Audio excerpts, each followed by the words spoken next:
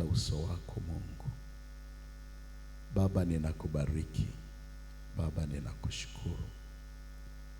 Baba, asante. Baba, utukuzwe. Asante Mungu Roho Mtakatifu ambaye wewe husema na kanisa, na unaposema unakuwa na kusudi. Kwa siku 5 hizi umekuwa na kusudi maalum kwa ajili ya watu wako, na ndivyo Mungu umeyatimiza makusudi yako. Yabariki makusudi yako katika Kristo Yesu juu ya maisha ya watu wako, na Mungu katende sawa sawa na ulivyokusudia, sawa sawa na wingi wa rehema zako, sawa sawa na utukufu wako. Falme zote zikapige magoti, zikashushwe, zikaangushwe mbele yako Jehova. Na kubariki Mungu kwa kuwa wewe ni Mungu, katika jina la Yesu Kristo.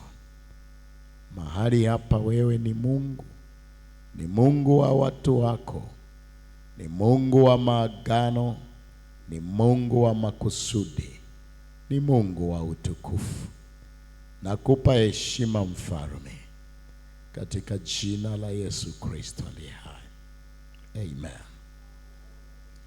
Naomba tuketi. Leo tutazungumza tutakwenda kuomba juu ya utendaji wa Roho Mtakatifu. Bwana Yesu asifiwe sana. Tutakwenda kuomba juu ya utendaji wa Roho Mtakatifu.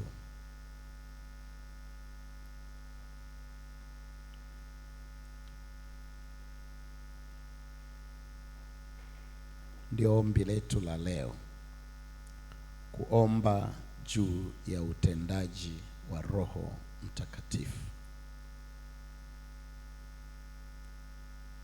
Na kwa sababu tunakwenda kuomba juu ya utendaji wa Roho Mtakatifu, tutasoma maandiko machache, tujifunze kidogo, halafu ili upate namna ya kwenda kuomba.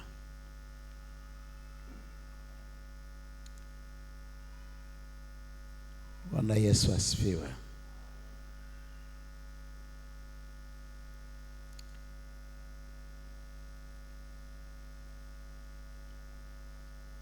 Na tutakapokuwa tunaomba juu ya utendaji wa Roho Mtakatifu, jambo la kwanza tutaomba utendaji wa Roho Mtakatifu kwa kanisa.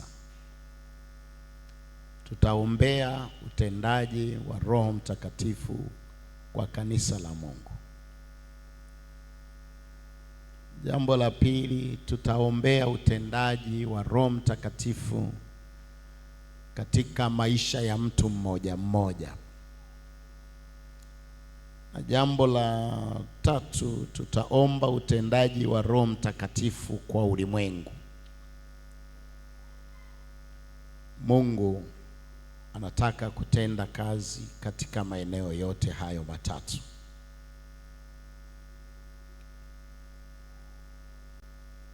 Katika kitabu kile cha Yoeli sura ya 2,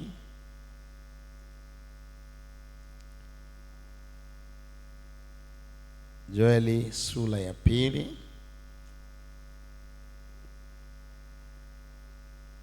maandiko yanasema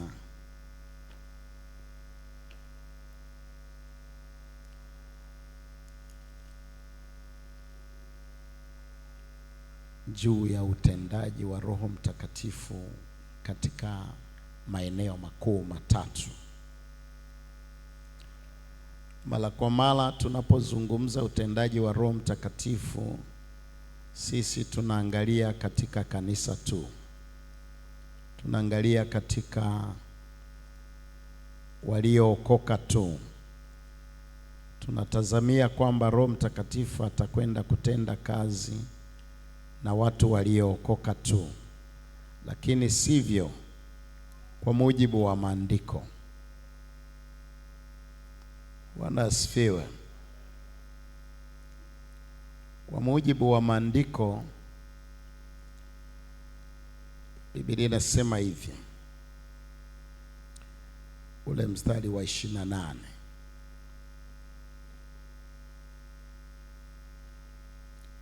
Biblia inasema, hata itakuwa baada ya hayo ya kwamba nitamimina roho yangu juu ya wote wenye mwili, na wana wenu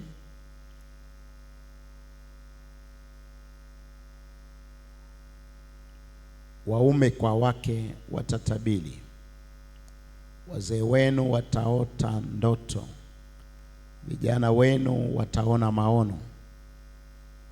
Tena juu ya watumishi wenu waume kwa wanawake, katika siku zile nitamimina roho yangu.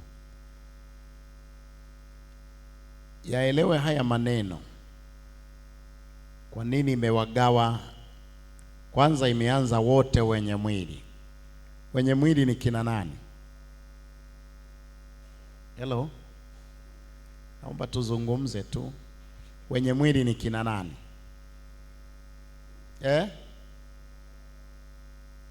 Mbona mnaongea kama mmeumia sana? Wenye mwili ni kina nani? Maana yake sio malaika. Maana yake inatofautisha tu malaika. Wenye mwili wanadamu wote, haijalishi wameokoka, haijalishi hawajaokoka, kutakuwa na utendaji ndani yao wa Roho Mtakatifu. Kitakacho tofautiana, kwa hawa atatenda nini, kwa hawa atatenda nini. Bwana asifiwe. Matendo ya Mitume sura ya 2 mstari ule wa 16. Mstari wa 17. Matendo ya Mitume sura ya 2 mstari ule wa 17. Biblia inasema hivi. Nataka kukusaidia kujua kwamba wote wenye mwili, wote wenye mwili. Mstari wa 17, itakuwa siku za mwisho, asema Mungu, nitawamwagia watu wote roho yangu, na wana wenu na binti zenu watatabiri, na vijana wenu wataona maono, na wazee wenu wataota ndoto. Naam, na siku zile nitawamwagia watumishi wangu wanaume na wanawake. Kwa hiyo kuna tofauti. Kwa watumishi kutakuwa na utendaji wake, kwa kanisa kutakuwa na utendaji wake, na kwa wote wenye mwili, wanadamu wote wenye dhambi, kutakuwa na utendaji wake. Hicho ndicho tunataka kuomba. Bwana asifiwe. Bwana asifiwe. Bwana asifiwe. Narudia tena. Kuna utendaji wa Roho Mtakatifu kwa watumishi wa Mungu. Kuna utendaji wa Roho Mtakatifu kwa watu wote waliookoka, watakatifu, kanisa. Kuna utendaji wa Roho Mtakatifu kwa wenye dhambi. Hilo ndilo tunataka, tunaomba utendaji huo udhihirike.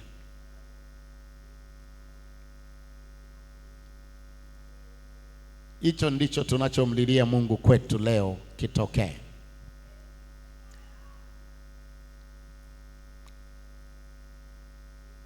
Ulimwengu umegawanyika vipindi vitatu.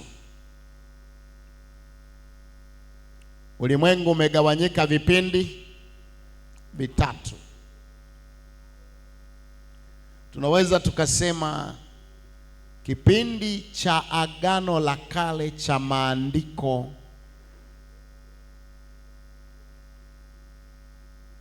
au kipindi cha toka uumbaji mpaka maandiko na manabii kinaitwa kipindi cha Mungu Baba.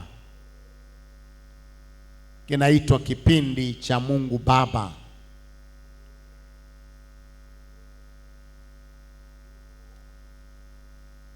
Kuanzia Yohana Mbatizaji kilianza kipindi cha Mungu Mwana Yesu Kristo mpaka kupaa kwake.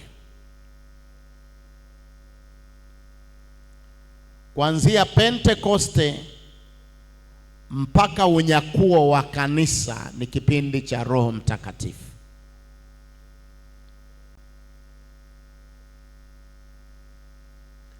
Kuanzia Pentekoste mpaka unyakuo wa kanisa ni kipindi cha Roho Mtakatifu.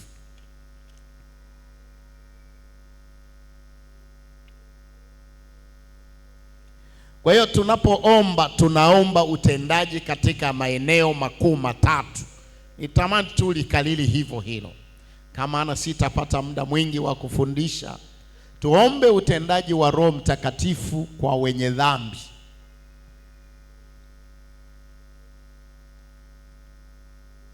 Tuombe utendaji wa Roho Mtakatifu kwa kanisa, kwa watakatifu wote. Tuombe utendaji wa Roho Mtakatifu kwa watumishi wa Mungu. Hapo linakuja limekamilika neno wote wenye mwili.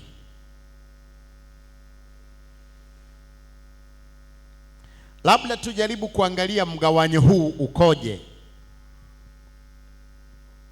Tuangalie mgawanyo huu ukoje katika Injili ya Yohana.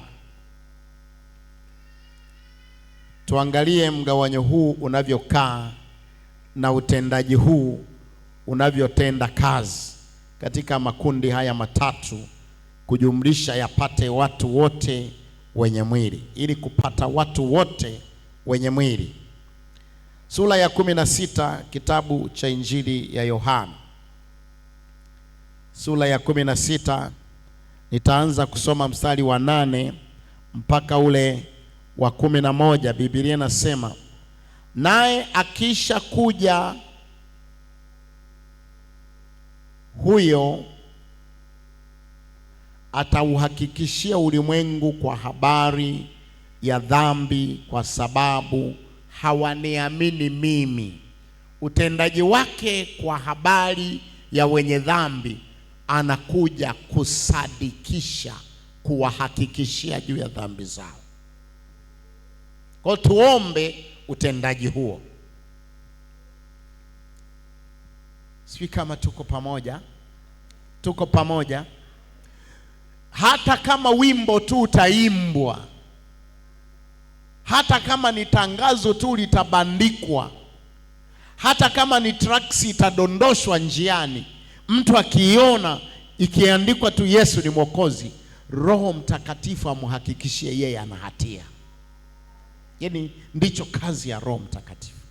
Hata kama ni kwaya ikasimame tu iimbe, hata mtu apite tu anaimba wimbo wa kumwabudu Yesu, mtu asikia hakikishiwe ana hatia, kwa sababu ndio utendaji wa Roho Mtakatifu.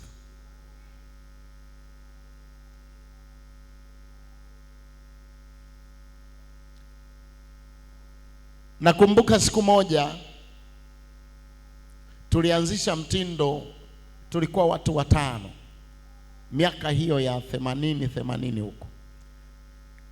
Hatuna magitaa, tunapiga ngoma na chupa ile Fanta yenye mistari ile sisi tulikuwa tunaigeuza rhythm. Nachukua msumari, unaipiga. Tunaenda kuimba barabarani humo.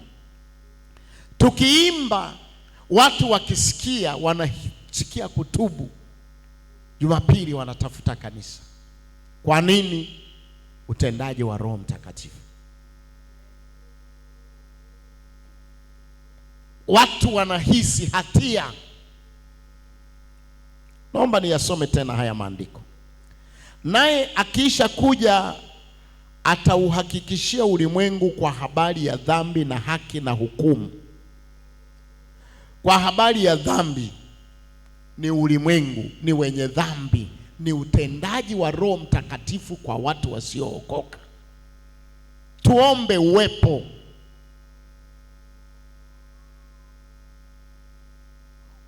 Watu tukihubiri, tukiimba, tukitembea, hata wakikuona tu wanahisi kutubu, utendaji wa Roho Mtakatifu. Wakitambua tu pale yule ameokoka, ni mlokole, wanasikia wanahukumiwa, utendaji wa Roho Mtakatifu kwa watu wenye dhambi.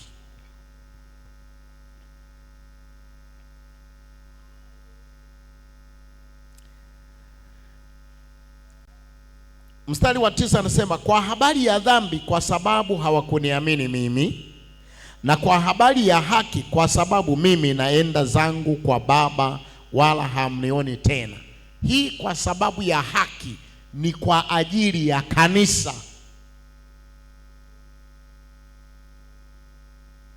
Hii kwa habari ya haki ni kwa ajili ya Warumi 16:15, sijui kama sikosea. No, Warumi 8:15 na 16.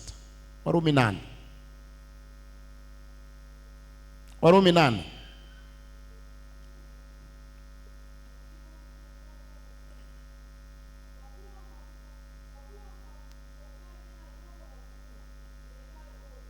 Kwa kuwa hamkupokea tena Roho. Kwa habari ya haki anakuja kututhibitishia sisi sio watumwa wa dhambi tena.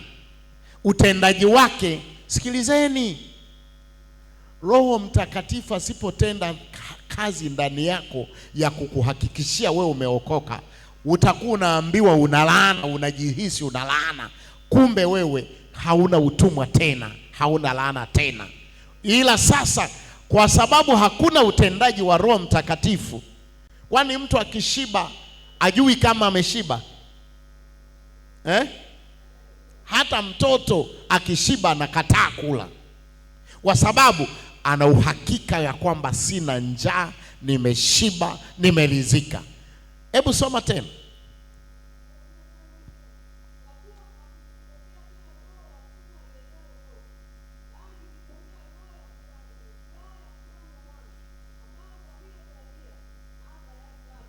Mstari wa 16. Roho mwenyewe hushuhudia pamoja na roho zetu. Roho mwenyewe hutoa uhakika ndani yetu, anatuhakikishia, atauhakikishia ulimwengu kwa habari ya dhambi, na watakatifu atawahakikishia kwamba wana haki. Yaani kazi ya Roho Mtakatifu, wapendwa, ukilipa chochote, ukilipa umeme, si uone token, si ndio? Umetoa kwenye simu yako kulipia umeme, si uone token? Na token ukiingiza, si uone unity, si ndio? Sasa Roho Mtakatifu anazileta zile token na zile unity kwamba umepata umeme.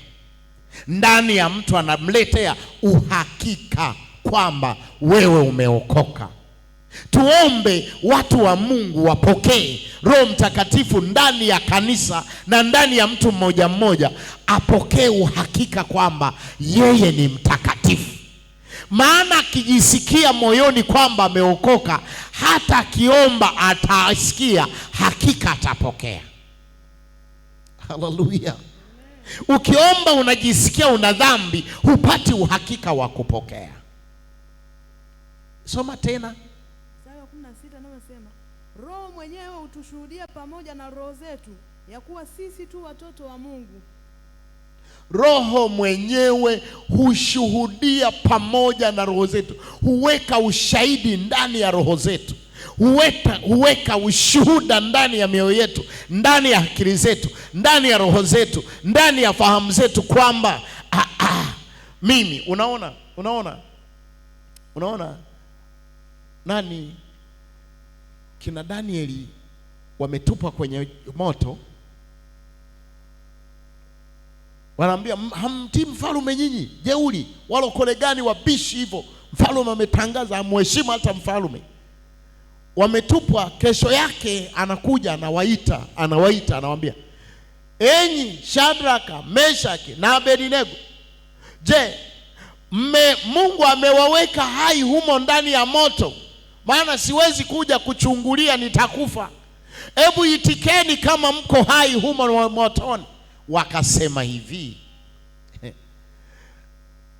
mfalme, kwa kuwa hatukuwa na hatia mbele zako na mbele za Mungu, ndio maana tulisubutu kuingia kwenye moto tukiwa na uhakika mioyoni kwamba hatuna hatia, kwa vyovyote Mungu atatutendea mema, kwa kuwa tunashuhudiwa si wenye dhambi. Roho Mtakatifu anashuhudia. Utendaji wa Roho Mtakatifu ndani ya maisha yetu, kushuhudiwa, kupata uhakika kwamba sisi ni wana wa Mungu, sisi tumeokoka. Mimi sio mtu unatembea hujui, unahisi sijui kweli nimeokoka, sijui kweli naenda mbinguni, sijui kweli Mungu ananisikia. Roho Mtakatifu utendaji anapokuja, unakuwa na hakika toka moyoni mwako. Ndani unasikia Mungu amekuridhia, ndani unasikia Mungu amekukubali, ndani unasikia Mungu amekusamehe, unasikia kutokea ndani, unapewa ushahidi na Roho Mtakatifu. Haleluya, haleluya. Mungu atusaidie sana. Hebu tusome ule mstari wa 10, sura ya 8, mstari wa 13 mpaka 17. Sura ya Warumi sura ya 8, mstari wa 13 mpaka 17. Nataka nijumlishe maneno fulani hapa. Mstari wa 13 unasema, kwa maana kama tukiishi kwa kufuata mambo ya mwili, mwataka kufa. Bali kama mkiafisha matendo ya mwili kwa Roho, mtaishi. Kwa kuwa wote wanaoongozwa na Roho wa Mungu, hao ndio wana wa Mungu. Kwa kuwa hamkumpokea tena roho wa utumwa iletayo hofu, bali mlipokea roho ya kufanywa wana. Roho ya kufanywa wana. Utendaji wa Roho Mtakatifu unapoingia ndani yako, unajihisi kweli kweli, unasikia haki kweli, mimi ni mwana wa Mungu. Mimi sio mwana wa Mungu tu kwa kujisemea wala kwa kujipendekeza. Mimi ni mwana wa Mungu kweli kwa ushahidi wa Roho Mtakatifu. Endelea. Roho ya kufanywa wana, ambayo kwa hiyo twalia Aba, yani Baba. Roho mwenyewe hushuhudia pamoja na roho zetu ya kuwa sisi tu watoto wa Mungu, na kama tu watoto, basi tu warithi wa Mungu, warithio pamoja na Kristo, naam, tukiteswa pamoja naye, ili tupate na kutukuzwa pamoja naye. Kwa maana na yahesabu mateso ya wakati huu wa sasa kuwa si kitu kwa utukufu ule utakaofunuliwa kwetu.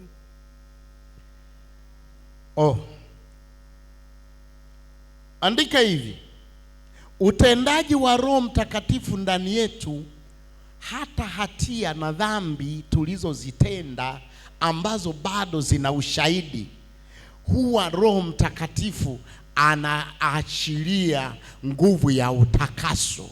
Kwa mfano, binti alikuwa kahaba, akazaa, anaona mtoto yule nilimzaa dhambini, anasikia hatia.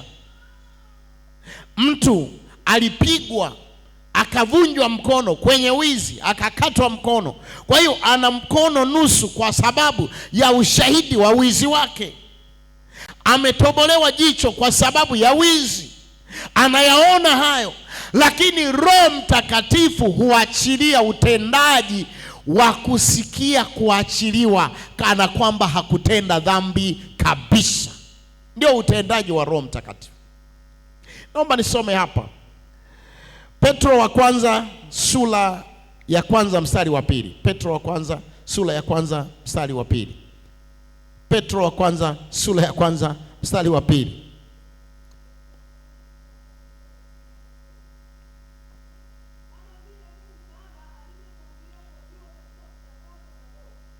Alivyotangulia kuwajua katika kutakaswa na Roho. Utendaji wa Roho Mtakatifu husababisha kuondoa kabisa matendo maovu tuliyoyatenda hapo kwanza. Matendo maovu tuliyomtenda Mungu husababisha kuyaondoa kabisa kwa kutakaswa na Roho. Malizia. hata mkapata kutii na kunyunyiziwa damu ya Yesu Kristo, neema na amani na ziongezwe kwenu. Hata mkapokea hali ya kumtii Mungu, ya kutii maandiko, ya kutii sheria za Mungu, ukaweza kutii kuzifuata kwa sababu ya nguvu na utendaji wa Roho Mtakatifu. Bila utendaji wa Roho Mtakatifu mtu hawezi kutii mambo ya Mungu. Mambo ya Mungu huwezi kuyatii bila utendaji wa Roho. Ndio maana tunasema hivi, tunapoomba utendaji wa Roho Mtakatifu, tunaomba maeneo matatu. Naomba tusome tena Wathesalonike wa pili sura ya pili mstari wa 13 peke yake. Wathesalonike wa pili sura ya pili mstari wa 13 peke yake. Mstari wa 13 nao nasema, lakini imetupasa sisi kumshukuru Mungu siku zote kwa ajili yenu, ndugu mliopendwa na Bwana, kwa kuwa Mungu amewachagua tangu mwanzo mpate wokovu katika kutakaswa na Roho na kuiamini kweli. Katika kutakaswa na Roho na kuiamini kweli. Nilikuwa nawashuhudia leo, alinipigia binamu yangu mmoja, mtoto wa shangazi. Akasema, nimekutana na mzee mmoja anakufahamu toka utotoni. Leo asubuhi saa 12. Sasa nimekutana na mzee mmoja anakufahamu toka utotoni. Sasa huyu anayenipigia ni mtoto wa shangazi. Shangazi mdogo. Sasa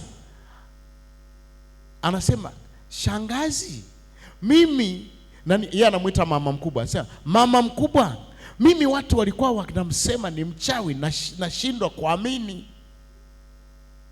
Wewe amekutaja kwamba wewe ndio ulisababisha kijiji fulani shangazi, mama yangu mkubwa atake kukatwa mapanga. Ulikuwa unawaona wakiloga, unawaona live, kila kitu unakizungumza. Nikawa namwambia hivi, mimi mwenyewe sikujua kwamba naona uchawi. Mimi nilikuwa naona tu kawaida kama unavyoona wewe hivyo. Nilikuwa naangalia tu kama kawaida. Kwa nini? Mungu alititangulia kunichagua toka zamani. Uhakika huo nimeupata kwa kudhibitishiwa na Roho Mtakatifu ndani. Si kama unanielewa. Kuna watu wanajihisi tu wana bahati mbaya, mimi nimelelewa na mchawi lakini nikiwa nimechaguliwa toka zamani. Na uhakika huo sasa akanieleza vitu, anatetemeka hivi. Yaani huyu mzee katueleza vitu mpaka vya kutisha. Anasema siku moja mama yangu mkubwa walikubaliana na wenzake wakuue. Huyo mzee anawasimulia jana. Walikubaliana wakuue kabisa.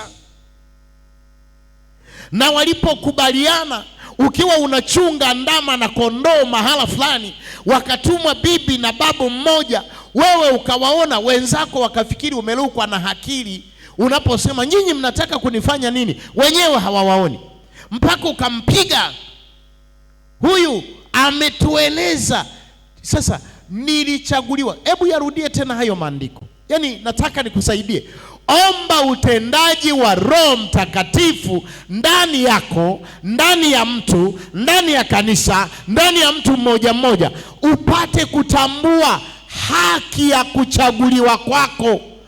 Bila utendaji huo utafikiri wewe kanisani umeingia tu kwa sababu una matatizo ya kuombewa, una matatizo ya kufunguliwa, ulikuwa na mapepo. Kumbe hapana, ni swala la kuchaguliwa. Roho Mtakatifu alidhibitishe katika maisha yako kwamba kabla ya kuugua kwako, kabla ya kupagawa pepo kwako, kabla ya kuwa na ugonjwa unaotaka uponywe, Bwana alikuchagua toka zamani. Roho Mtakatifu alidhibitisha hili. Pamoja na mapito unayopita, hata uliolewa kwa bahati mbaya, hata ukaoa kwa bahati mbaya, hata ukaachika kwa bahati mbaya, hata na ukaacha kwa bahati mbaya, lakini lipo kusudi la kabla ya kuwekwa misingi ya ulimwengu, kwamba wewe Roho Mtakatifu alithibitishe ndani yako kwa uthibitisho. Hata kama ulizaliwa kwenye dini mbaya ya watenda dhambi na wanywa pombe na watukanaji na wakakuvalisha hirizi, lakini wewe ulichaguliwa kabla ya kuwekwa misingi ya ulimwengu. Haleluya. Hebu soma maandiko hayo. Lakini imetupasa sisi kumshukuru Mungu siku zote kwa ajili yenu. Roho Mtakatifu akitenda kazi ndani yako, utamshukuru Mungu. Hata kama ulizaliwa na wazazi wakafa wote, utamshukuru Mungu. Hata kama baada ya wazazi kuzaliwa wakafa wote ukabaki yatima, kwa sababu wewe ni chaguo la Mungu la kabla ya mama. Endelea. Ndugu mliopendwa na Bwana, kwa kuwa Mungu amewachagua tangu mwanzo mpate wokovu. Toka mwanzo haleluya. Ngoja mimi nikuonyeshe. Nimeachishwa ziwa nina miezi 6 baada ya kuzaliwa. Nimeachishwa ziwa nina miezi 6 baada ya kuzaliwa. Kwa nini? Nimebebewa mimba nikiwa na miezi 6. Nikachukuliwa na shangazi huyu mchawi. Akienda kuanga ananibeba, anaenda na mimi. Akiwanga nakuja kumuuliza, sasa mbona yule mlikuwa mnamchoma choma vile? We, nani kakwambia? Wanaitana haka katoto tukachanje, wananichanja ulimi, wananiweka dawa machoni nisiwaone. Wakiwanga na wauliza, mbona mmeyafanya haya? Ndio, haleluya. Nimechaguliwa kabla ya kuwekwa misingi ya ulimwengu. Hata wakiniingiza dawa machoni, bado chaguo la Mungu haliondolewi na uchawi. Haleluya.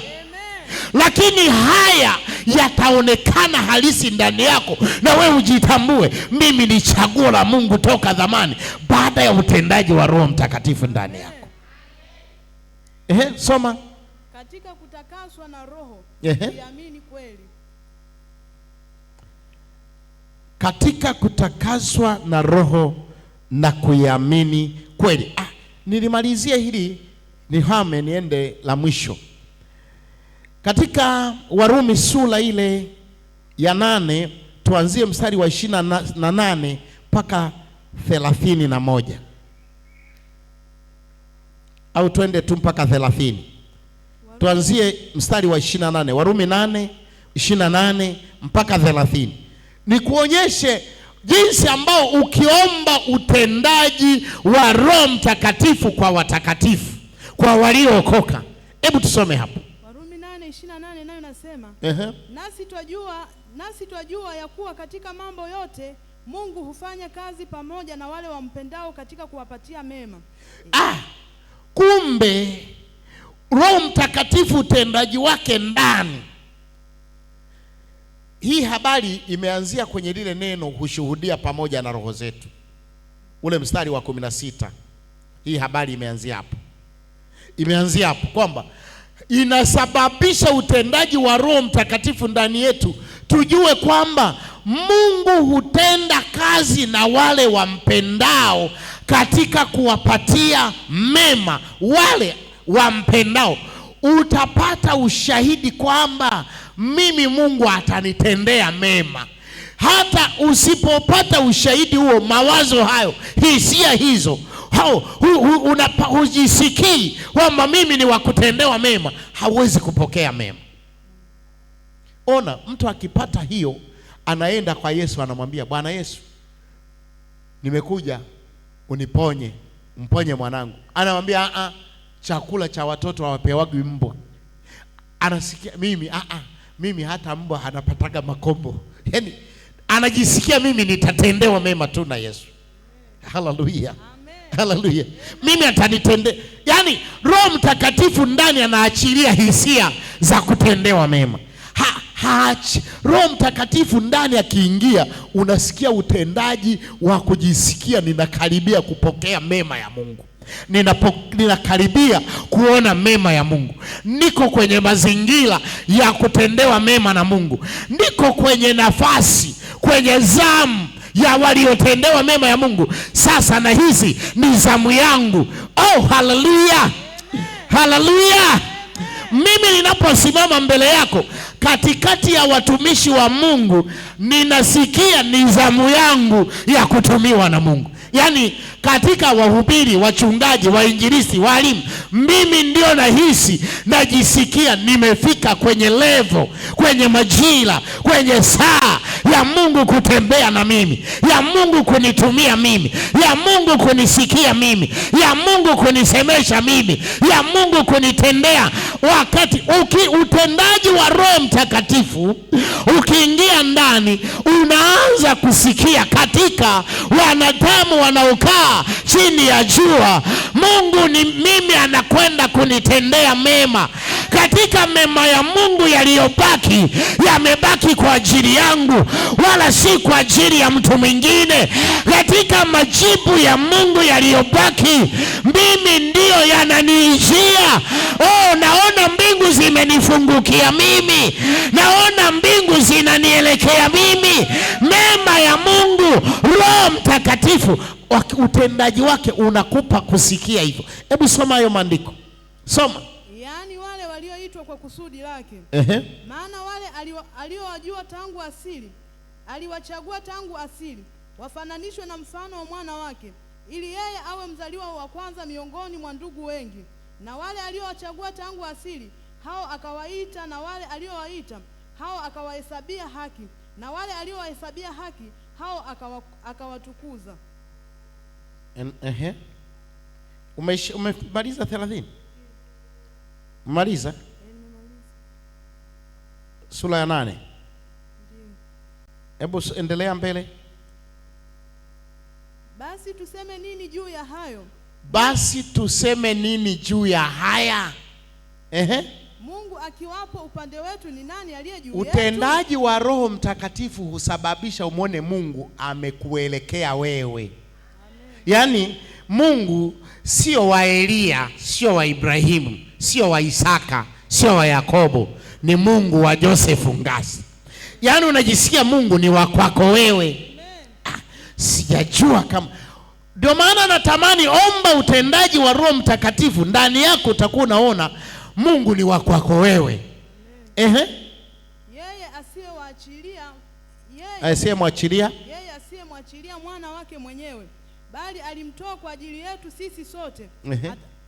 Atakosaje kutukirimia na mambo yote pamoja naye? Utendaji wa Roho Mtakatifu ndani, unaanza kuhisi kwamba haiwezekani mimi nikalia njaa Mungu asinishibishe. Haiwezekani watoto wangu wakaadhirika Mungu asiwatendee mema. Haiwezekani siku zangu za kuishi duniani zikajaa machozi Mungu asiyafute, Mungu asinifariji. Haiwezekani. Atakosaje kuwakimbiza adui zangu? Atakosaje kuniheshimisha kwenye aibu? Atakosaje kunipa heshima mbele ya walionidharau? Sijui kama mtu anaelewa. Hayawezi hisia hizi kuingia kwenye moyo wa mtu mpaka utendaji wa Roho Mtakatifu ndani yake. Amen. Endelea, maliza hapo. Ni nani atakayewashitaki wateule wa Mungu? Mungu ndiye mwenye kuwahesabia haki. Utahisi hakuna kitakachonizuru. Utahisi hakuna hatia ninayoweza nikahukumiwa nayo. Ni nani atakayewahukumia adhabu? Kristo Yesu ndiye aliyekufa, naam, na zaidi ya hayo amefufuka katika wafu, naye yuko mkononi wa kuume wa Mungu, tena ndiye anayetuombea. Ni nani atakayetutenga na upendo wa Kristo? Je, ni dhiki au shida au adha au njaa au uchi au hatari au upanga? Kama ilivyoandikwa ya kwamba, kwa ajili yako tunauawa mchana kutwa, tumehesabiwa kuwa kama kondoo wa kuchinjwa. Lakini katika mambo hayo yote tunashinda, na zaidi ya kushinda kwa yeye aliyetupenda. Katika mambo hayo yote tunashinda, na zaidi ya kushinda kwa yeye aliyetupenda. Kwa habari ya utendaji wa watumishi wa Mungu sitanena mengi, kwa sababu siongei na wachungaji hasa, lakini nitaigusa kidogo kwamba utendaji wa Roho Mtakatifu kwa watumishi wa Mungu, anasema kwa habari ya hukumu, kwa sababu shetani amekwisha kuhukumiwa. Maana yake watapewa ushahidi wa kumhukumu shetani, wa kumfunga. Watumishi wa Mungu, utendaji ndani mwao, watapewa nguvu na ushahidi na nia na utashi na hisia za kutamani kumhukumu shetani kazi zake juu ya miili ya watu. Lolote analotenda juu ya watu wanamhukumu. Kikuta ameleta magonjwa, watumishi wa Mungu wamepewa utendaji wa kumhukumu shetani. Sasa nihame hapo, nimalizie hapa, twende tukaombe. Katika utendaji wa Roho Mtakatifu nieleze mambo matatu kwa leo. Leo twende kuomba. Eneo la kwanza la utendaji wa Roho Mtakatifu, andika. Unapoomba maeneo ya utendaji wa Roho Mtakatifu, nimemaliza kuzungumza makundi matatu ya watu: wenye dhambi ambao wametajwa kama ulimwengu, wenye haki ambao ni kanisa, watu waliookoka, watumishi wa Mungu namba 3. Sasa maeneo ya utendaji wa Roho Mtakatifu yako mengi, lakini niyataje matatu kwa leo. Eneo la kwanza au eneo A, ushuhudiaji, ukuhubiri. Eneo la kwanza A, ambalo ni utendaji Roho Mtakatifu analipenda kutendea kazi. Jamani, ngoja niwaambie, niwaulize maswali.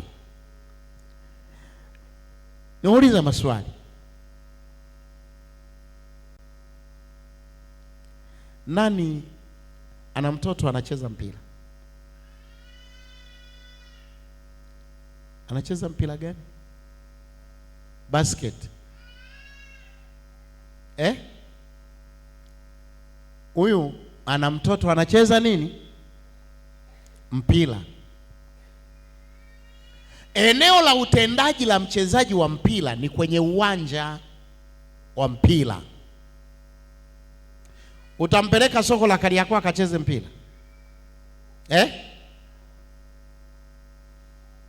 Eneo la utendaji wa daktari ni mahala palipo wagonjwa ndipo ataonyesha udaktari wake. Eneo la utendaji wa dereva ni gari na barabara. Yeye ndipo ataonyesha umahiri wake. Roho Mtakatifu eneo lake la utendaji namba 1 ni eneo la ushuhudiaji, kuhubiri neno la Mungu, kumsema Yesu, kusema ufalme wa Mungu. Ili tuombe utendaji, omba kuanzia hapo. Nisome maandiko machache. Naomba wasomaji wa Biblia, Matendo ya Mitume 1:8.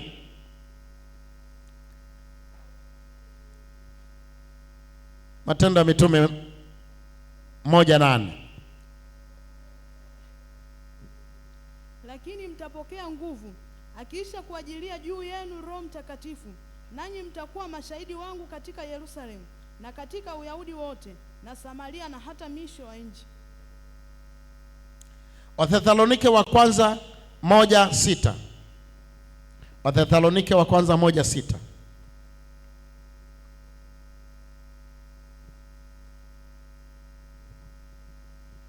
Wathesalonike wa kwanza 1:6 nao inasema,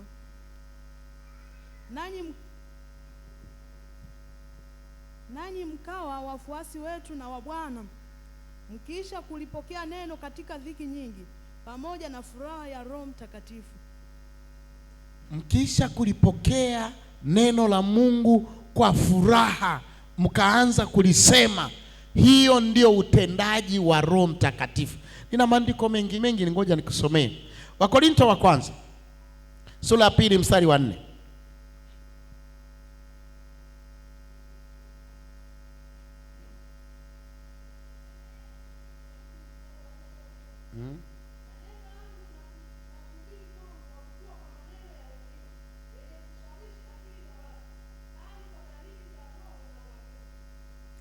Nina maneno mengi ya kusoma, kaandika hapa. Matendo ya Mitume sura ya 10 mstari wa 38.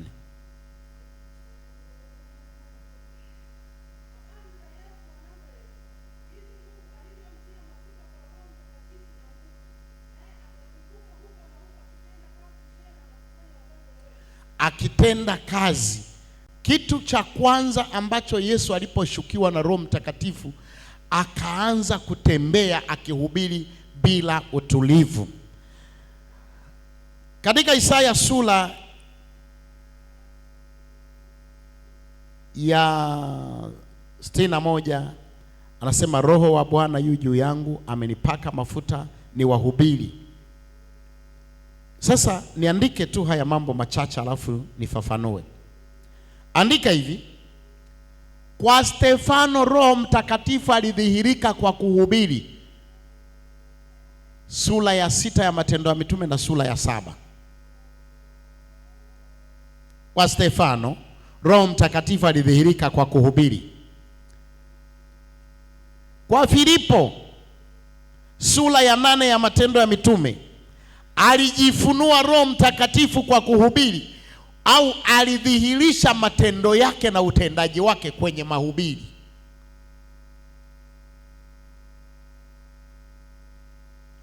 Nashindwa kusoma maandiko mengi, nitashindwa kumaliza.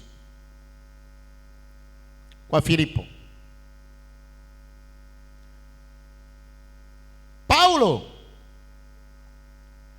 anasema akasongwa sana na lile neno.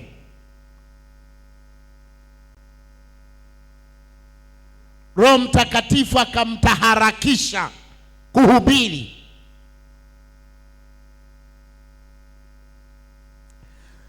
Na katika Matendo sura ya 13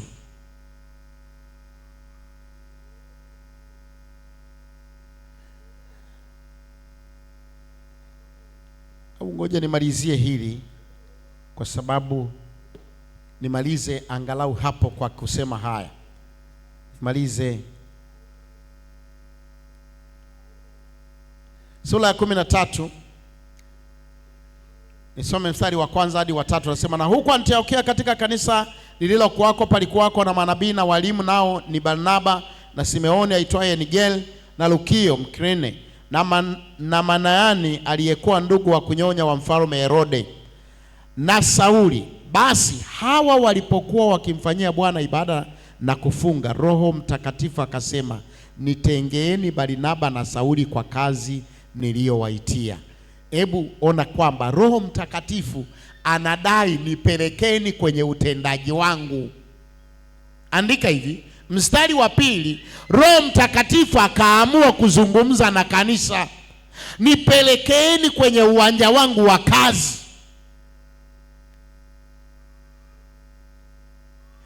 Kwa hiyo Roho Mtakatifu kukaa ndani ya kanisa au waumini bila kuhubiri ni sawa amewekwa lock up.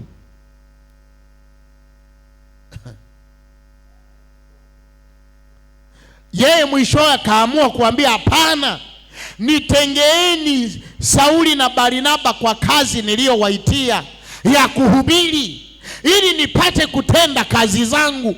Sitatenda kazi kwa kukaa kanisani tu, nipelekeni uwanja wa utendaji kazi. Tunapoomba utendaji wa Roho Mtakatifu, maana yake tunaomba Roho Mtakatifu ndani yetu aende kuzungumza, tukaseme habari za Yesu.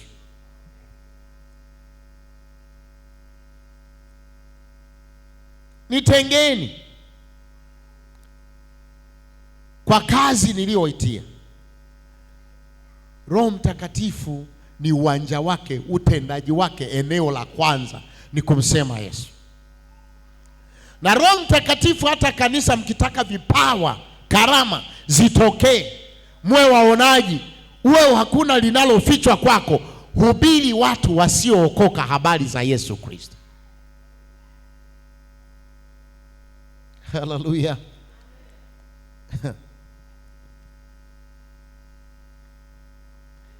Eneo la pili, Eneo la pili la utendaji wa Roho Mtakatifu ni maombi. Roho Mtakatifu ukitaka ajifunue, atende kazi, muingize kwenye maombi na udumu kwenye maombi na ukae muda wa kutosha kwenye maombi. Warumi 8:26. Warumi 8:26.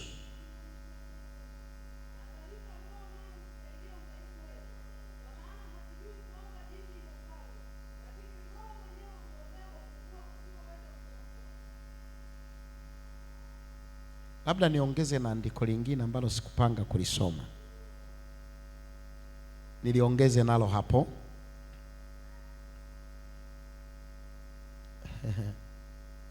Bwana asifiwe sana.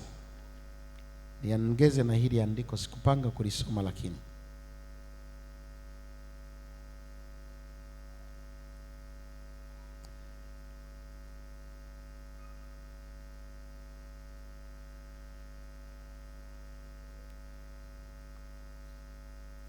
Naomba nisome Luka sura ile ya 3 mstari wa 21.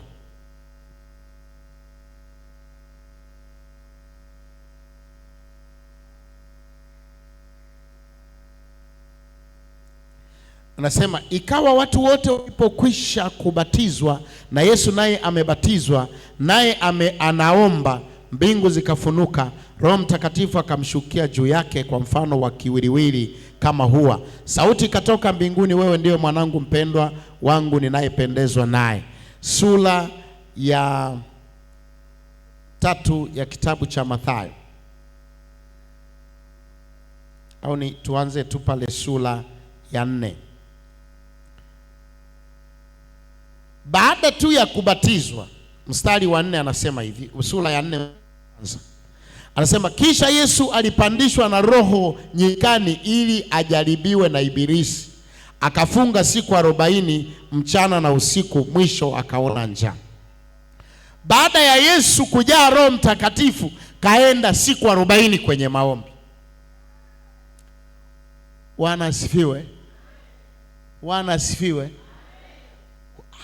Inanipa mashaka nikimwona mtu anasema amejaa Roho Mtakatifu, halafu hawezi kukaa kwenye maombi, hana njaa ya maombi, hana kiu ya maombi, hawezi kudumu kwenye maombi, hatafuti kuomba, hajitii kwenye maombi.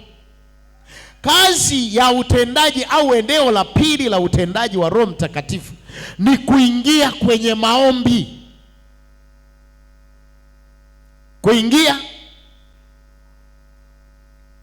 Ndio maana katika Warumi anasema, Roho mwenyewe hutusaidia udhaifu wetu, maana sisi hatujui kuomba, lakini yeye hutuombea kwa kuugua kusikoweza kutamkwa.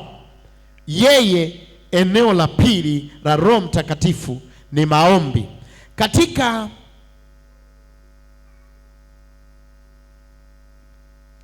Efeso 3:20, Efeso 3:20,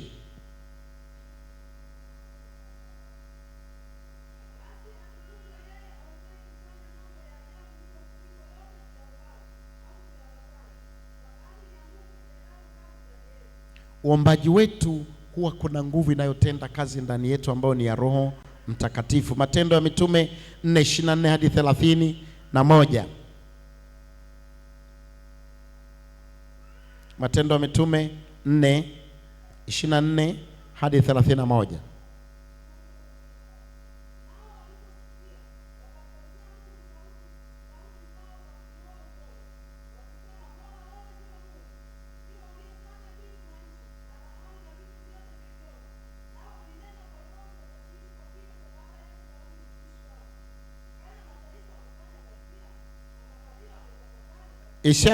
Ishia tu hapo. Andika tu hayo maneno kwamba hawa kanisa la kwanza walipoanza kuomba mpaka Roho Mtakatifu akaingia kwenye utendaji, mahali pale pakatikiswa.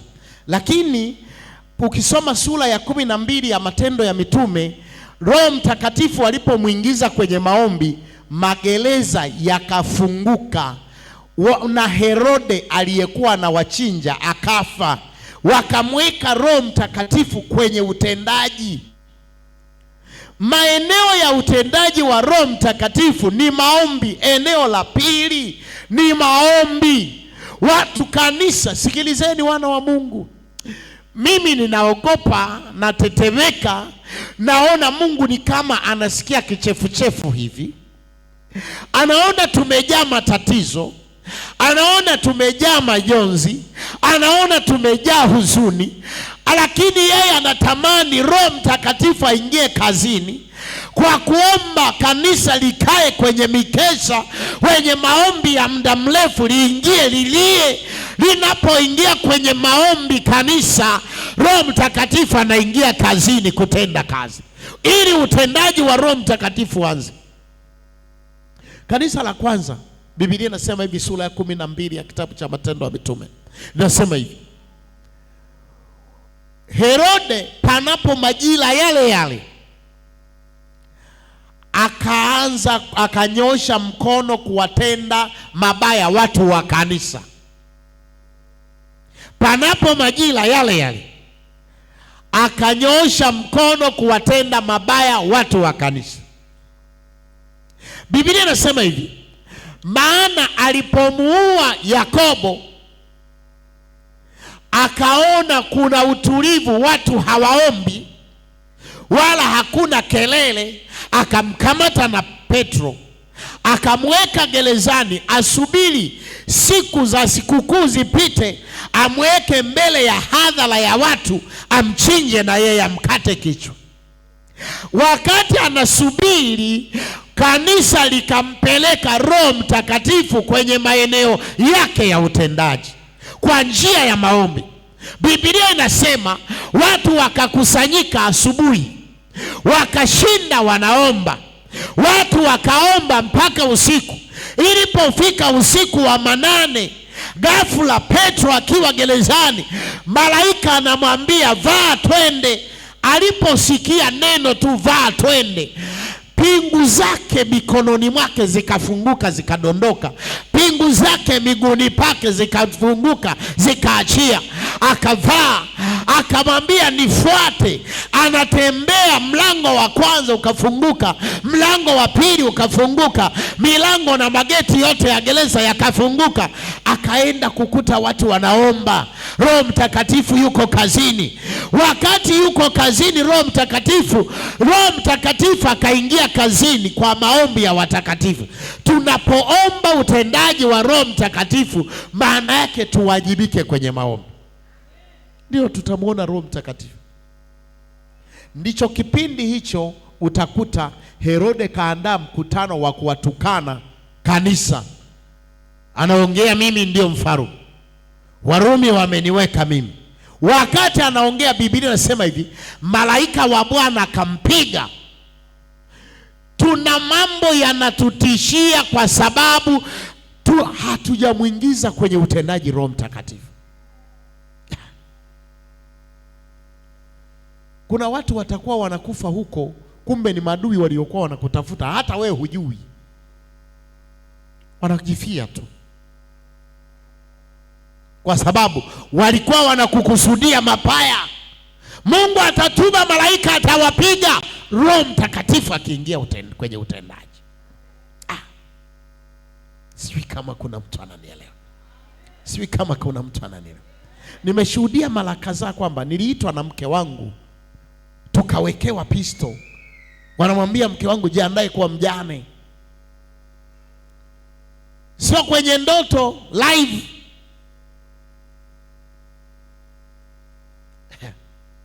Nilikajikuta nacheka mbele yao.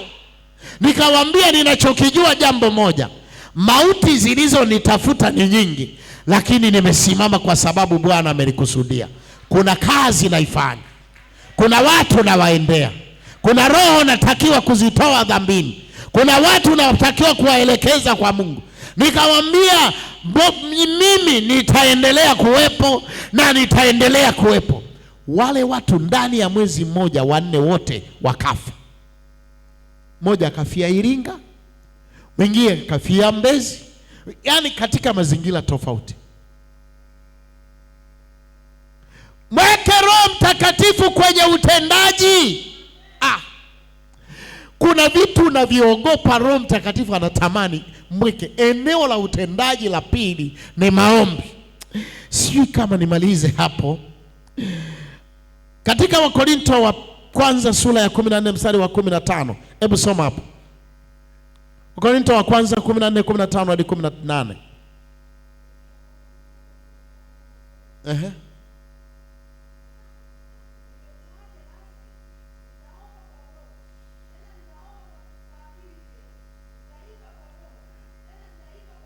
Haleluya. Roho Mtakatifu kazi yake ya utendaji ni kuomba. Tumezuia utendaji mkubwa wa matendo ya Mungu kwetu, shuhuda ambazo zitatutia moyo. Siku ile mama anapokea taarifa kwamba wale watu, mmoja amepinduka na gari huko, mwingine kapaliwa na asali kafa. Anakula mkate, anamimina asali kwenye mkate, anabugia mkate, anapalia, wanamkimbiza hospitali, kafa. Roho Mtakatifu akiwa kazini kwenye utendaji wake, akikuchukia mtu, Roho Mtakatifu anakasirika. Akikusema vibaya mtu, Roho Mtakatifu anakasirika. Akikudhulumu mtu, Roho Mtakatifu anamkasirikia. Yaani tutafika mahala hata kama mumeo hajaokoka, akienda kwa kahaba, Roho Mtakatifu anampiga kahaba.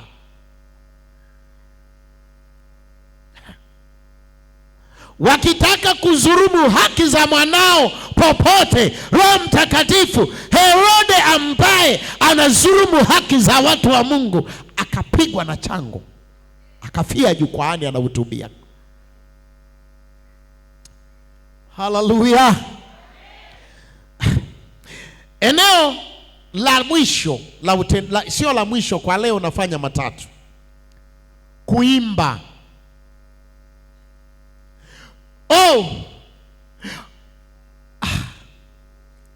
Ndio maana wanatamani kila mmoja tukiingia kuimba tuimbe, tukiingia kuomba tuombe. Ngojeni niwaambie ukweli. Ukienda Shinyanga, uliza kanisa la Sayuni. Uliza kanisa la Sayuni.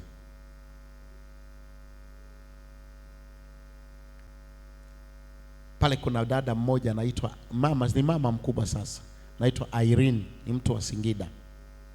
Tulikuwa viongozi wa sifa, mimi na yeye, tukakuwa timu. Tulikuwa na kijana mwingine anaitwa Mwakitaru. Tukawa tunaimba, tukalifundisha kanisa kuimba ili utendaji wa Roho Mtakatifu uwepo. Lile kanisa tukiwa tunaabudia shuleni, tukawa tunaenda kuimba, tukiimba tunaambia leteni wagonjwa hapa. Utendaji wa Roho Mtakatifu. Siku moja tunaimba, naongoza, nikamwambia utendaji wa Roho Mtakatifu. Wahindi wakaleta mgonjwa wao chizi, taila, kichaa, akafunguliwa pale pale. Muhindi akatomwa ukumbi unaitwa Pamwin. Muhindi mwenye mtoto anasema msiabudu shuleni. Ukumbi la sinema kubwa likatolewa, ndio tukaanza kuabudia pale. Ndio kanisa likahamia. Ndio ukumbi mkubwa wa sinema pale Shinyanga, enzi za sinema.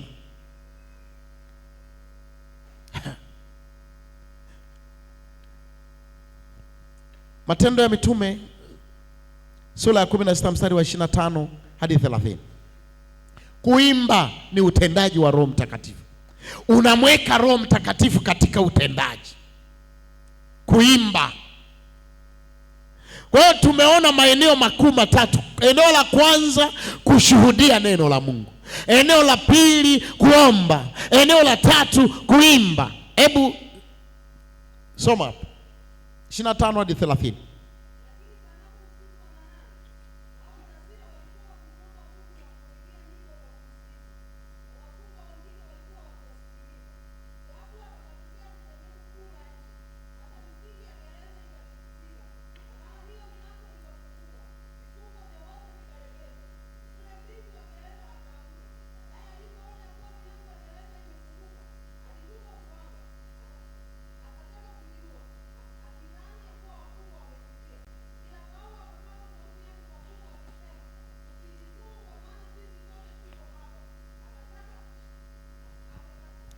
Hebu tuishie tu hapo.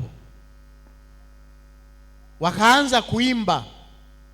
Wanapoimba, wafungwa wote, sio Paulo na Sila tu, vifungo vyao vikawaachia, pingu zote zikatoka, wafungwa wote wa gereza.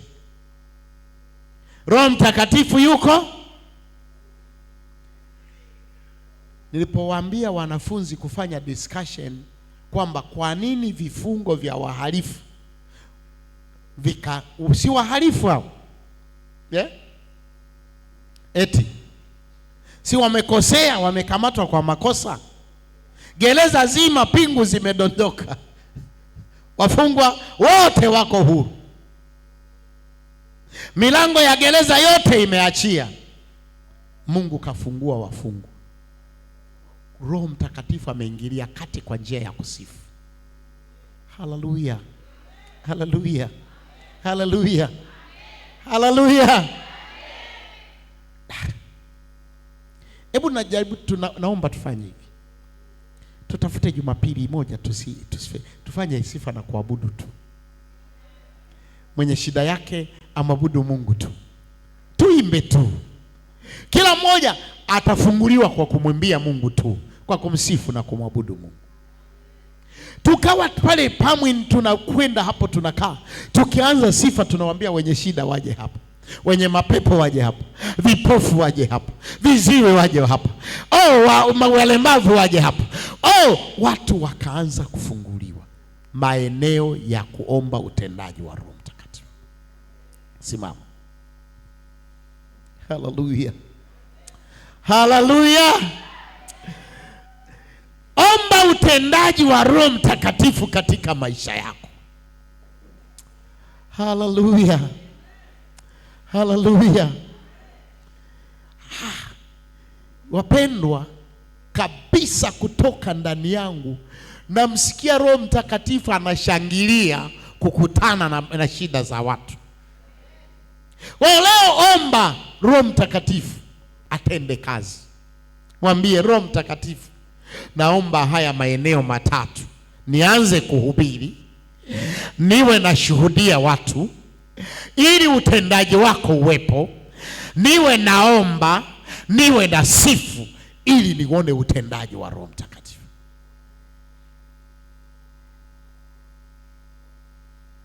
Nikiwa ninasoma shule, wenzangu wanapotoka kwenda kula, mimi naenda chooni kuomba. Chooni najifungia kuomba. Chooni. Roho Mtakatifu anaanza kuwagusa. Siku moja nikashangaa, walimu wakadondoshwa 3 na pepo. Kumbuka mwalimu mmoja alikuwa jeuri sana, alikuwa anaitwa Mwalimu Asha, kwa mkorofi mtata kweli. Wakati naomba, mwanafunzi akaangushwa na pepo. Wakaniambia, yule kijana ameshaanza mambo yake, hebu kamkamate, atakuwa chooni anaomba. Wakaja kunikamata, kumbe tayari utendaji wa Roho Mtakatifu unatambaa, unaenda na hewa. Upepo unapotembea na nguvu ya utendaji wa Roho Mtakatifu inatembea. Nafika wananiingiza ofisini, ile wanataka tu anaanza kunihoji, yeye mwenyewe akadondoka, pepo wakalipuka. Wanafunzi sasa wakaja wamshike, wanakuja wanafundi, hebu tuombe utendaji wa Roho Mtakatifu. Hebu naomba tuabudu kidogo, au wote tu tusogee mbele. Sogea mbele, tumombe Mungu, tuone utendaji wa Roho Mtakatifu. Wala usipige magoti, simama tu, kila moja simama hapo. Roho Mtakatifu, utendaji wake uje juu yetu, na utaona nguvu ya Mungu.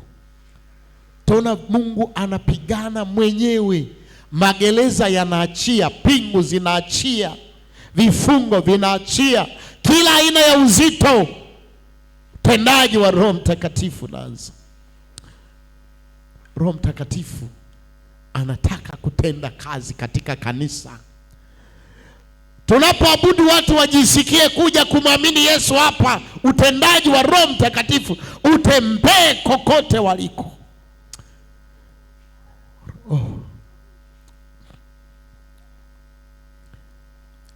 wapo watu wanatembea huko hawana matumaini.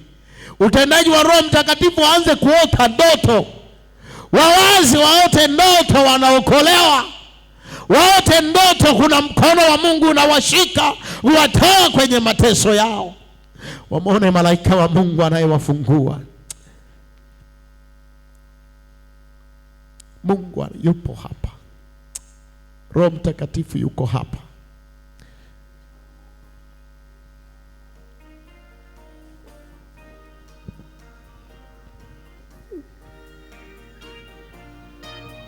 Roho yako iruhusu iende mbele za Bwana. Ruhusu tu jimimine mbele za Mungu. Wewe ni Mungu wetu, ni Mungu unayeweza. Wewe ni Mungu wetu, ni Mungu unayeweza. Wewe ni Mungu, wewe Baba, ni Mungu wetu, ni Mungu unayeweza. Wewe ni Mungu, wewe si Mungu wetu, ni Mungu unayeweza. Wewe ni Mungu,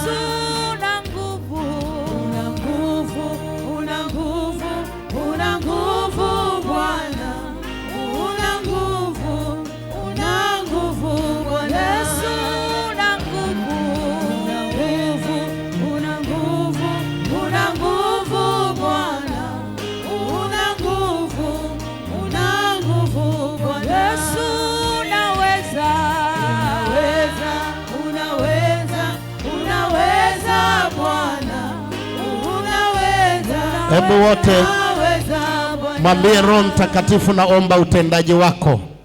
Mwambie kila mmoja sasa aanze kumwomba Mungu aombe utendaji wa Roho Mtakatifu.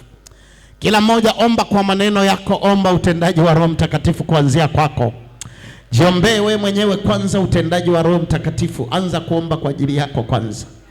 Jiombee mwenyewe, ombea utendaji wa Roho Mtakatifu kwa ulimwengu. Ombea utendaji wa Roho Mtakatifu kwa watu wote. Maana Roho wa Mungu atatenda kazi kwa watu wote wenye mwili. Hata kama ndugu yako yuko mbali, utendaji wa Roho Mtakatifu utamkuta huko huko. Hata kama mume wako si mtu aliyeokoka, utendaji wa Roho Mtakatifu utamkuta huko huko. Hata kama una ndugu na wazazi ambao hawamwamini Mungu, utendaji wa Roho Mtakatifu uite tu, utawakuta kule. Utashangaa Mungu atakavyotenda tofauti na unavyoweza kuamini. Baba, katika jina la Yesu Kristo aliye hai, Roho Mtakatifu tunaita utendaji wako leo. Roho Mtakatifu tunaita utendaji wako juu ya watu wako. Roho Mtakatifu tunaita utendaji wako juu ya maisha yetu.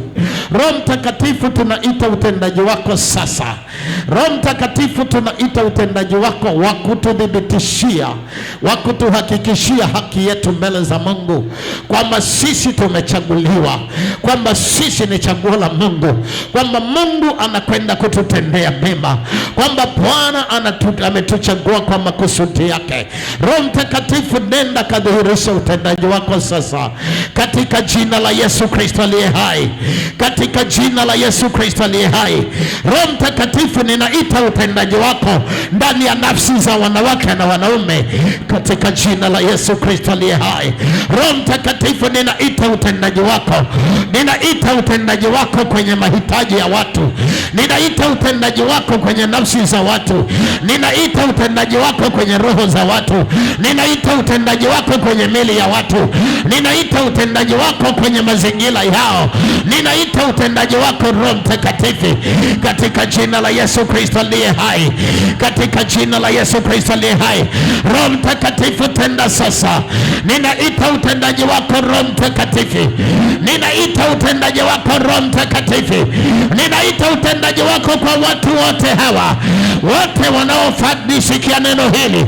Roho Mtakatifu, napeleka utendaji wako ule uliotokea katika kanisa la kwanza, kanisa la Pentekoste, kanisa lile la mitume, lile ambalo ulitokea walipokuomba. Na sisi tunaingia katika tabia ya maombi ili kuleta utendaji wa Roho Mtakatifu juu ya maisha ya watu wako katika jina la Yesu Kristo aliye hai. Na tumangivi ya utendaji wa Roho Mtakatifu katika jina la Yesu Kristo. Huko ribi shikata sika babali nilimori laba. Baba Mungu, Baba mwingi, ninaita umeahidi ya kwamba utamimina Roho wako juu ya wote wenye mwili. Atakwenda kutenda, atakwenda kufanya, atakwenda kutenda katika jina la Yesu. Ninaiomba revival yako Roho Mtakatifu ndani ya mioyo, ndani ya nafsi, ndani ya akili, ndani ya mili katika jina la Yesu Kristo aliye hai. Nitasamelema mori lela shiki inalema mori la besakari ya la besha italamo seke melilamo inalime merilamo kataisha katika jina la Yesu Kristo. Na itangivia mingi litora babosa ekoria lisete shibe bebeba lana remeli kore parebe suka laloba shike nemerilamo mama. Givia mingi na utendaji wake uje juu ya maisha ya watoto wako, utendaji wa Roho Mtakatifu. Fanya sasa Bwana, mwaga ngivi ya utendaji, mimina ngivi ya utendaji, jiliwa na ngivi ya utendaji, pokea ngivi ya utendaji, pokea ngivi ya utendaji katika jina la Yesu. Pokea ngivi ya utendaji sasa katika jina la Yesu. Pokea ngivi ya utendaji sasa katika jina la Yesu. Etaposende lema morieleka raboshike lina limoriata letata posori le begorile lina lima shekoria darabesha la koria daremesite ebabosaka lana lime maribashi katika jina la Yesu. Mikono wa Mungu juu ya maisha ya watu hawa, na sheria utendaji wa ajabu juu ya mili yao.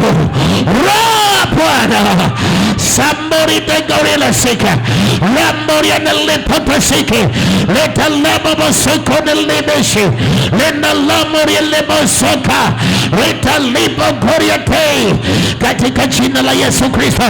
Neema ya Mungu, neema ya Mungu, neema ya Mungu, neema ya Mungu, neema ya Mungu, neema ya Mungu, neema ya Mungu ije juu yako. Utendaji wa tofauti utoke ndani yako katika jina la Yesu. Utendaji wa tofauti, givi ya tofauti nini kokoko. Roho Mtakatifu ayapige majeshi yanayoshindana nawe, apige roho, kila roho ya adui, kila roho ya shetani, kila roho ya mapepo, kila roho ya giza, kila roho ya mizimu, kila roho ya uchawi, ninaipiga. Roho Bwana aje kuyapiga aliyempiga Herode, apige itasabe kota itakoseme liboko itakoseme lite itakamele boshe enelime mekono seke itanalibe pala ambore tekosi itakosama ripola shaka. Givi ya utendaji ya Mungu ya machari utoke ndani ya mwili wa mtu huyo. Majabu ya Mungu ya ndani ya mwili likaka besota shime itapola borilasha inekore repika itakore sai enelime meko itasigeri na besheke. Mikono wa Bwana ukushangaze juu ya maisha yako kwa utendaji wa Roho Mtakatifu. Lidabosamulidai litakabensende limoniata wanda limebere labosa litakamele labosiki litataposale boshinta linda moria teke pelebo linda lishaka linda lomoniali linda gori tekasi litapori labesa linda lama morilashi majabi githi ya utendaji wa mambo ya mingi itoke ndani ya nafsi yako. Bwana kutende Pabosambene lida gorika litoda lime saka lamode lita kalabo lita polo sonde libebe lita sayaraba ekamene shika enda leberi labo tono miki weza miki githi ya miki katika jina matendo ya utendaji wa Roho wa Bwana angalebe goritoka simeni lapo lita samololo boshike lita laba sayi korinaisha lita pela porine sai agori tekebelesha. Roho Mtakatifu, Roho wa Yesu Kristo, Roho wa matendo makuu, Roho wa utendaji miujiza, Roho wa uponyaji, Roho wa baraka, matendo ya baraka, matendo ya uzima, matendo ya ushindi, matendo ya neema, matendo ya nguvu ya jeju ya watu hawa. Bapota sangerime lite rita sama lebe shai rekoria lebe santana lebe rekori talamo bosi rekore parida sintane lamo ikapola la sante lite koposani libigoya rita ya pekoria saya renda leme kori sike rita moha renda lime shoka agore pola la saya renda lebe gori tana labo yana kori alisha yamonari terika ikomosaya rita la pai godo abinke matendo ya ajabi ya utendaji wa ajabi ya utendaji wa kiungo ya utendaji wa ngiri ya utendaji wa baraka ya utendaji wa uponyaji ya utendaji wa miujiza ya jeji ya watu hawa. Bwana jioni ya leo ninatabiri utendaji wa Roho Mtakatifu katika nafsi zao. Natabiri utendaji wa Roho Mtakatifu katika roho zao. Natabiri utendaji wa Roho Mtakatifu katika akili zao. Natabiri utendaji wa Roho Mtakatifu katika fahamu zao. Natabiri utendaji wa Roho Mtakatifu katika mikono yao. Natabiri utendaji wa Roho Mtakatifu kaposa ekoreta emelishaka endelaposhiki gifi ya mingi ya mkono wa mingi mikola se mingi kiguse wa Roho wa Bwana kiguse wa Roho wa Bwana kiguse wa Roho wa Bwana kiguse wa Roho wa Bwana uguswe na Roho wa Bwana uguswe na matendo ya nguvu ya mingi uguswe katika jina la Yesu. Igota sayale angorige nemeta risande perinara regori tasambelata yetsosaya parikanasha itakori tekosai randaloma nimekoria tekesimeru na labosha indalememerela kotakesi indalepola bosaka indagoria nela bishinye nehata indalememerela bosa rakore de grede sai ikoria liba shika indalemeni laboretai indalamba babokoda kaka kakakataka ekapababasha ekalababasha ekaniele bashi ekanele babashi ekanele baborihai ekasaya remeri koyata itasaya akameli shi ita inelimi shaka gefeamenga gefeamenga gefeamenga gefeamenga gefeamenga gefeamenga gefeamenga gefeamenga gefeamenga tenda limeni lela babaria la baseka wala basinda rererereshi kwa jina la Yesu Kristo.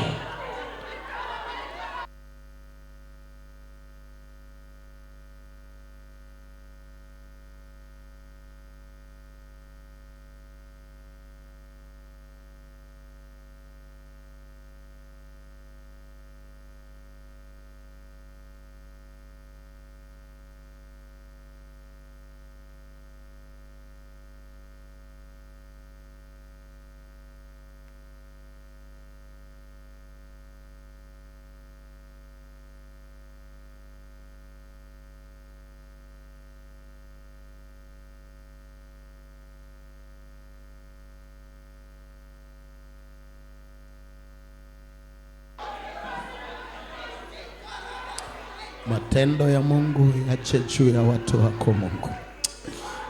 Udhihiliko wa ajabu, udhihiliko wa ajabu Roho Mtakatifu udhihirike juu ya watu wako Mungu, kwa jina la Yesu Kristo ndiye hai.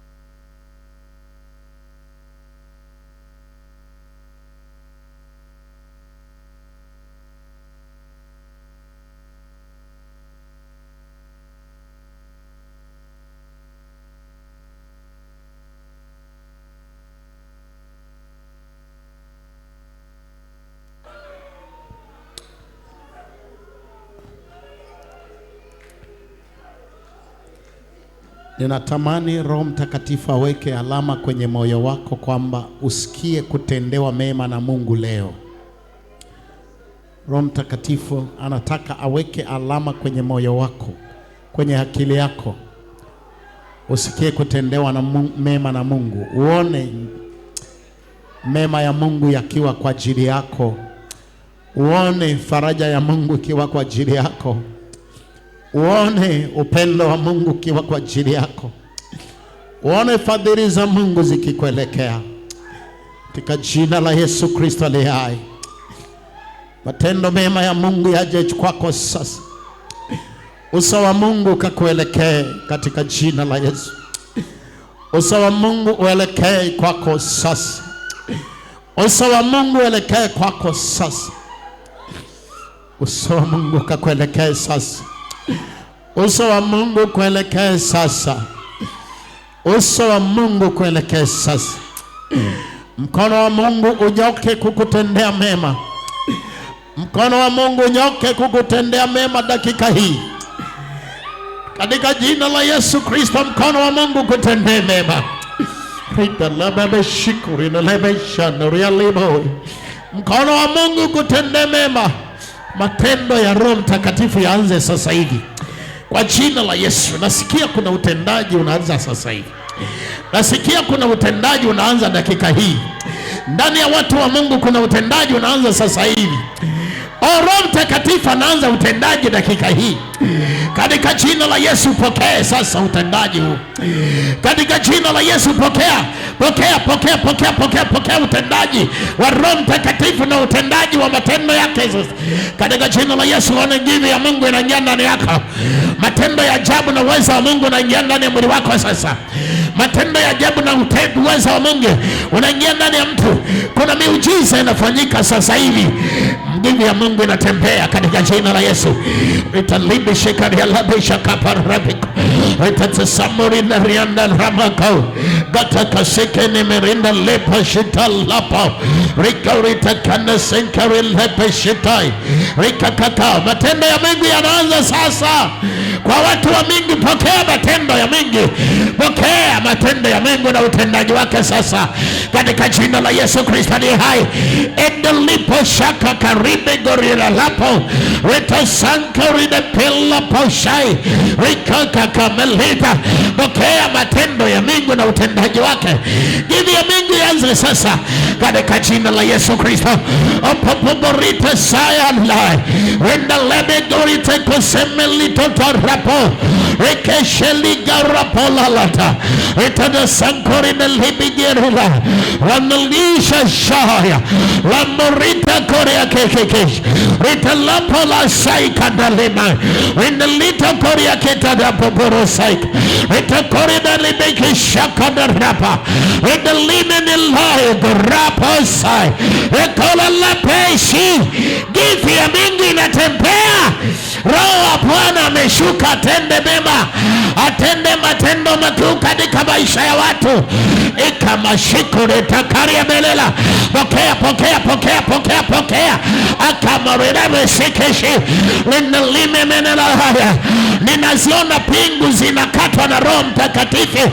Ninaziona pingu zinakatwa na Roho Mtakatifu. Ninaviona vizuizi vinavunjwa na Roho Mtakatifu. Ninaviona vizuizi vinavunjwa na Roho Mtakatifu. Ninaona Roho Mtakatifu akivunja pingu, akikatakata katika jina la Yesu. Itatapopopola katana pekaka. Matendo ya Mungu yanatembea.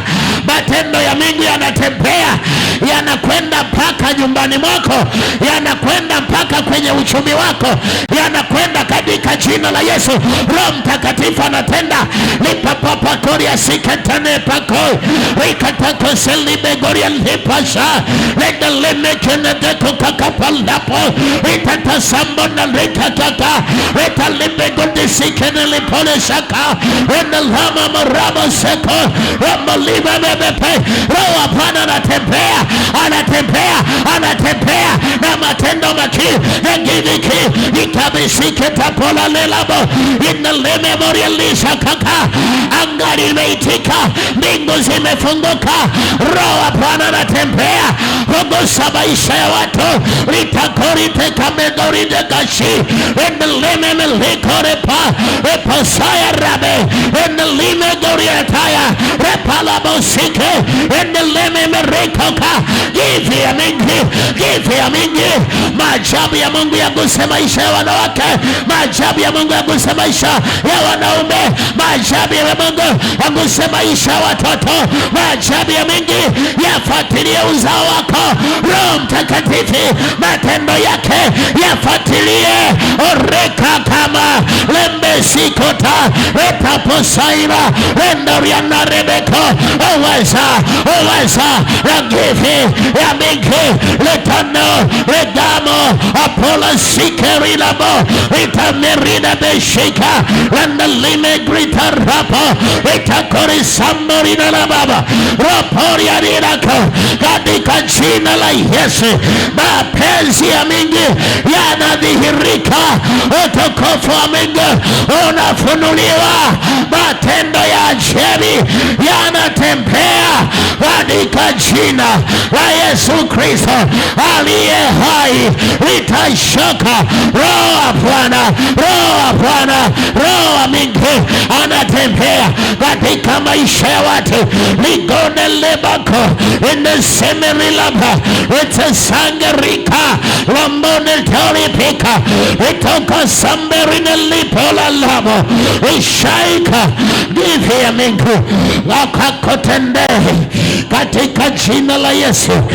Yakaanze kwako, yakaanze kwa wanao, yakaanze kwenye familia yako, yakaanze kwenye uchumi wako, yakaanze kwenye maombi yako, yakaanze kwenye afya yako, yakatokee uponyaji wa ajabu utokee ndani yako katika jina la Yesu Kristo aliye hai.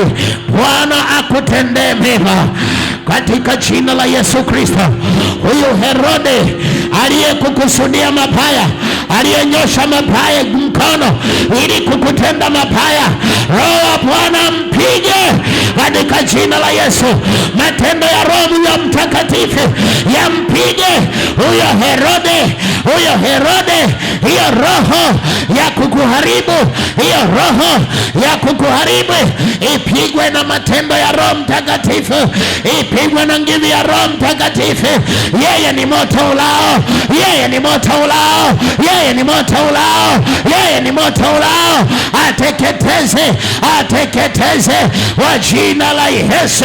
Itasambele kritashe, itamuligerela baishe kwa jina la Yesu. Bwana akutendee kwa utukufu na kwa nguvu katika jina la Yesu. Roho Mtakatifu yafuatilia maisha yako usiku huu. Leo usiku huu Roho Mtakatifu afuatilie vitu vyako vyote. Matendo yake yafuatilie, yatendeke sasa katika jina la Yesu. Bwana akutendee.